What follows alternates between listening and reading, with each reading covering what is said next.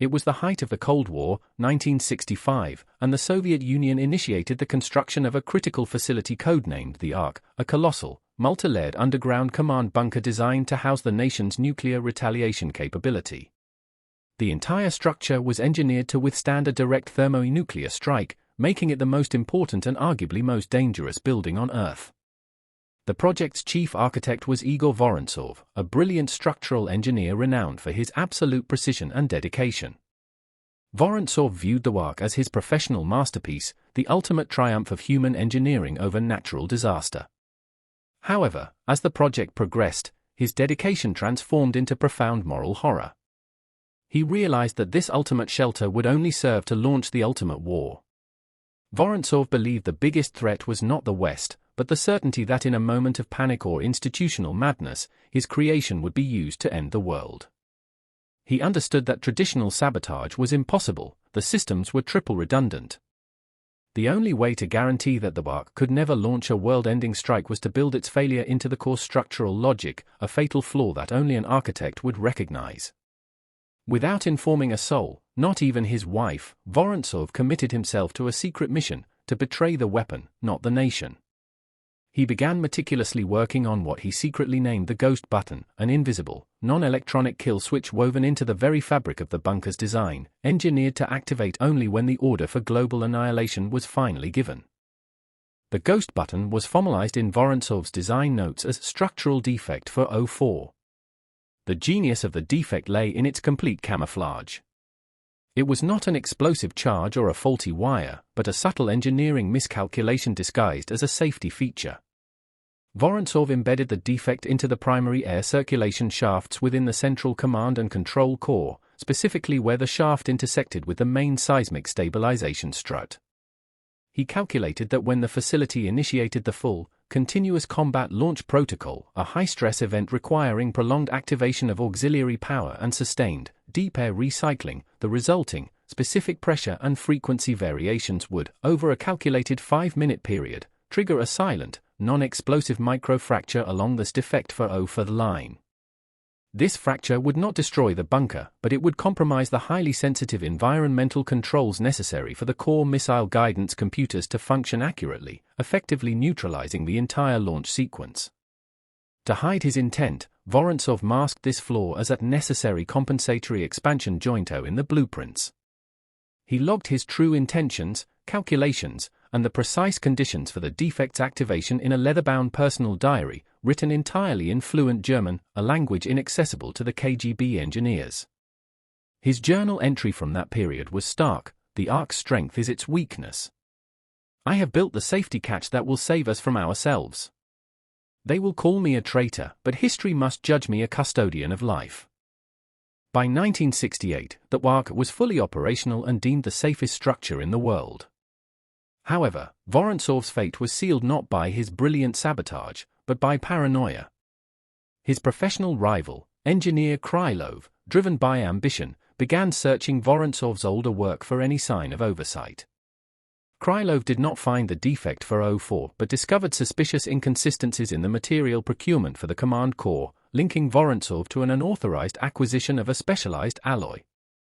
Krylov, suspecting minor corruption or procedural error, reported his findings to the KGB. The investigation quickly escalated when the KGB discovered Vorontsov's past, non-secret academic correspondence with Western scientists. They twisted this correspondence into an undeniable case of high treason. Vorontsov was arrested. Under intense, weeks-long interrogation, the KGB tried to extract information about any actual sabotage, but Vorontsov remained silent about the Ghost Button. He was too committed to his secret to risk it being found and neutralized. Instead, he confessed only to negligent handling of non-sensitive scientific exchanges, knowing this was a capital offense but believing it would protect his ultimate fail-safe. In 1969, a secret military tribunal found him guilty of espionage and treason. Igor Vorontsov was executed shortly thereafter, his memory officially scrubbed from the project's history. His German-language diary and all related documents were sealed in the deepest archive as proof of the traitor's intent, utterly unexamined for their true, terrifying technical content. The secret of the Ghost Button lay buried until the collapse of the Soviet Union. In the 1990s, with mass declassification underway, structural engineer and historian Anna Koval was assigned to review the Ark's construction files before its final decommissioning. Anna was perplexed by the case of Igor Vorontsov, a man of his unparalleled skill being executed for such a flimsy charge as non-secret correspondence. Her curiosity led her to the deepest security archives.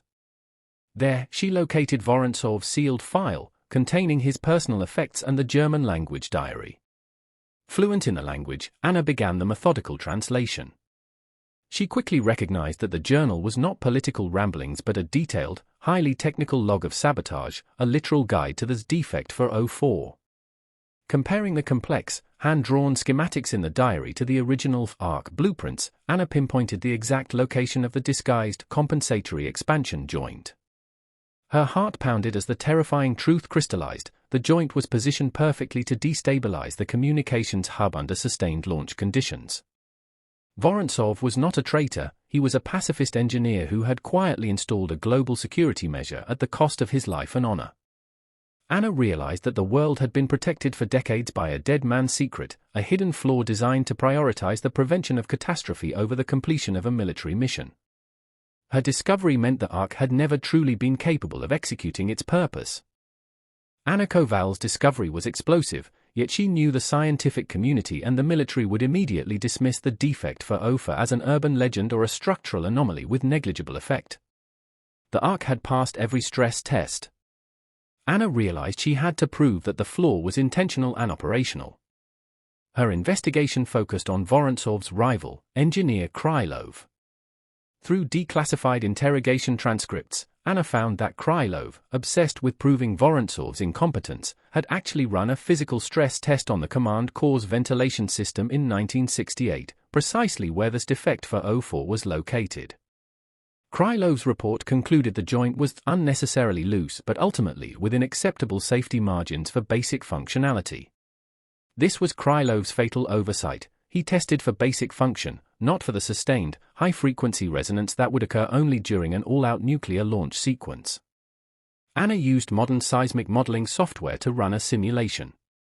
She fed the software Vorontsov's precise compensated measurements and Krylov's reported stress parameters, combined with the power load of the full combat protocol. The simulation confirmed Vorontsov's genius. The resonance would create an invisible micro-shearing effect, slowly vibrating the sensitive guidance computers and causing systemic data corruption within 5 minutes, long enough to disable the launch but too short for anyone to diagnose the cause. Vorontsov had built a logic bomb into the structure itself, using acoustic physics as his fuse. To give her abstract technical findings emotional weight, Anna needed to humanize Vorontsov. She tracked down his only surviving relative, his daughter, Irina, now an elderly, reclusive music teacher who had spent her life believing her father was a dishonorable traitor. Anna traveled to a remote village to meet her. Irina initially refused to discuss her father, whose name had brought their family decades of shame and isolation. She possessed only one artifact from him, a small, personalized metronome Vorontsov had meticulously built by hand for her before his arrest. Anna almost dismissed the gift until Irina mentioned that her father had insisted she use a specific, almost unheard-of tempo for her musical practice, marking it with a tiny, almost invisible scratch on the device. Anna realized this was a final, desperate instruction. She returned to the Arc blueprints and noticed that the frequency of this defect for 04 vibration in her simulation exactly matched the tempo frequency Vorontsov had etched onto the metronome. The metronome was not just a gift, it was the physical key to the ghost button's activation frequency, a hidden clue left for anyone intelligent enough to look beyond the betrayal narrative. For Irina, this was a devastating revelation. Her father hadn't abandoned them for a selfish crime, he had left a silent, complex testament to his sacrifice. She agreed to present the metronome and her testimony to the world. Anna Koval's presentation was strategically timed for an international security conference dedicated to nuclear de-escalation, effectively putting the Cold War on trial. She presented her findings not to a court of law, but to a room full of generals, engineers, and historians. The moment was highly theatrical. On one side of the stage, she projected the 1965 blueprint with the small, marked compensation joint, on the other, the detailed page from Vorontsov's German diary with his hidden calculations. The generals in the audience immediately rejected the theory, claiming the structural flaw had been harmlessly corrected decades ago. Anna then introduced Irina, who placed the antique metronome on a small pedestal. Anna explained the significance of the etched tempo mark, revealing the exact frequency. She then played the simulation results. The visualization showed the command core withstanding a blast, but under launch conditions, the structure began to vibrate at the metronome's specific tempo, leading to an immediate digital blackout of the guidance systems. The atmosphere was electric. This wasn't merely a historical theory, it was a devastating technical proof of concept. Anna then publicly read Vorontsov's final diary entry, "My hand placed the stone that will not fall, but vibrate. I chose a slow failure over an instant victory for madness." The revelation transformed Vorontsov's treason from an act of malice into an ultimate act of pacifist genius. The impact of Anna Koval's presentation was immediate and global. The military initially attempted to discredit the findings, citing the Ark's impeccable safety record, but the evidence was irrefutable. Independent structural engineers who reviewed the data confirmed that the defect for O4 would indeed have destabilized the launch sequence, making the bunker a $2 billion paperweight during its entire operational lifespan.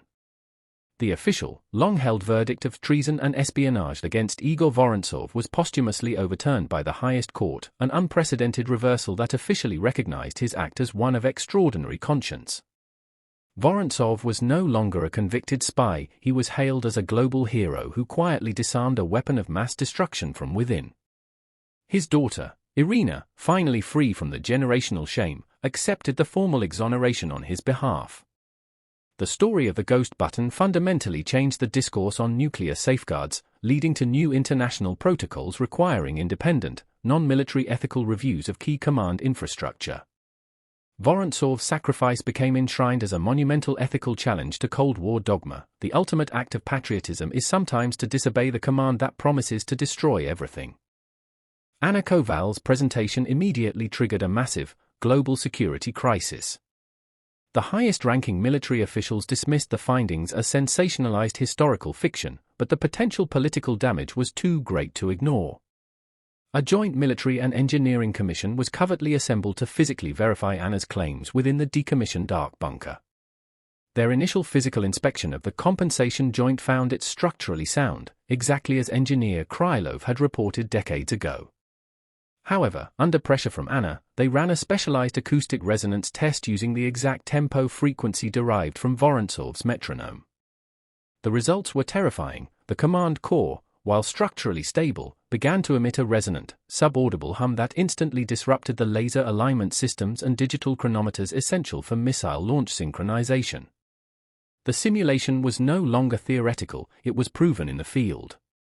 The implication was profound. For nearly 3 decades, the world's most feared nuclear command center had been rendered harmless by a single, dead man's act of conscience.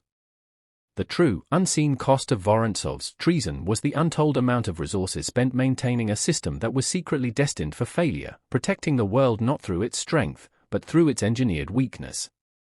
The Commission, forced to confront the truth, had to recommend the full, immediate exoneration of Vorontsov and the public acknowledgement of the defect for O4.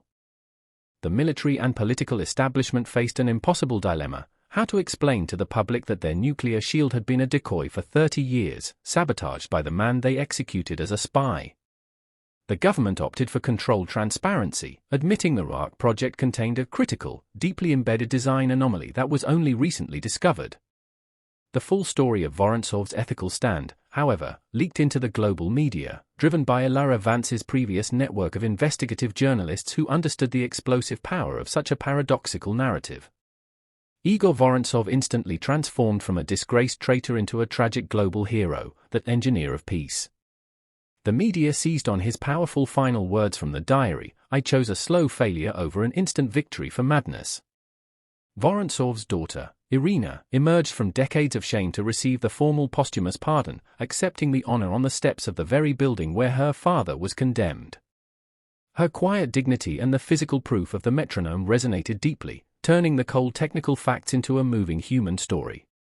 The political fallout was significant, forcing the resignation of several former high-ranking military officials implicated in Vorontsov's hasty and unjust trial. The ghost button had not only neutralized a bunker but had finally destabilized the deep-rooted culture of military secrecy that had silenced him. The legacy of Igor Vorontsov did not stop at his exoneration. His story directly influenced global policy and engineering ethics.